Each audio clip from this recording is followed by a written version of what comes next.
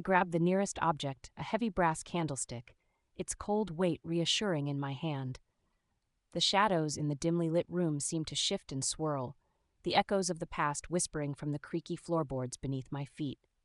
Each flicker of the single remaining candle causes the shadows to dance, casting elongated, sinister shapes on the faded wallpaper. My heart pounds as I strain my ears, hoping to hear something, anything that might explain the ominous presence I feel. The old house, inherited from my late aunt, had always been a place of childhood wonder during summer visits. But now it felt like an unfamiliar labyrinth, each corridor holding secrets I was both desperate to uncover and desperate to avoid. Footsteps, barely audible but unmistakable. They're coming from the corridor behind me, the one I had purposely avoided since arriving. Gripping the candlestick tighter, I slowly turn, the faint light from the candle catching a glint of something metallic in the distance. My breath catches in my throat. Who's there? I call out, my voice trembling despite my efforts to sound brave. The footsteps pause, and then a low, raspy voice answers, "You shouldn't have come back." Every instinct screams at me to run, but curiosity and the weight of unfinished family history root me to the spot.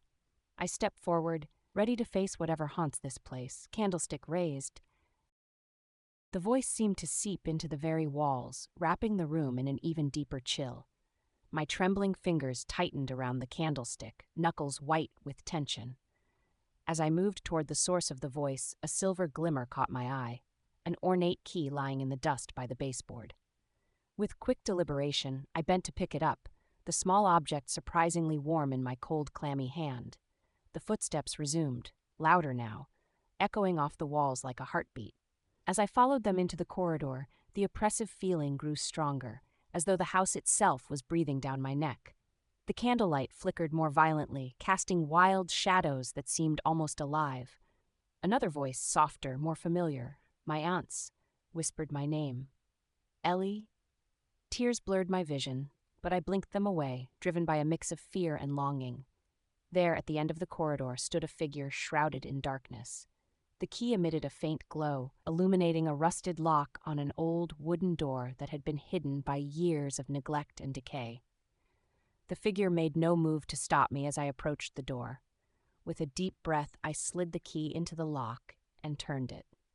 The door creaked open, revealing a room filled with dusty, forgotten memories and a truth that would forever change my understanding of my family's past. There, in the center of the room, was a trunk with my aunt's initials. I knew then that I had to open it, to finally uncover what had been buried for so long and, more importantly, why I was warned never to come back.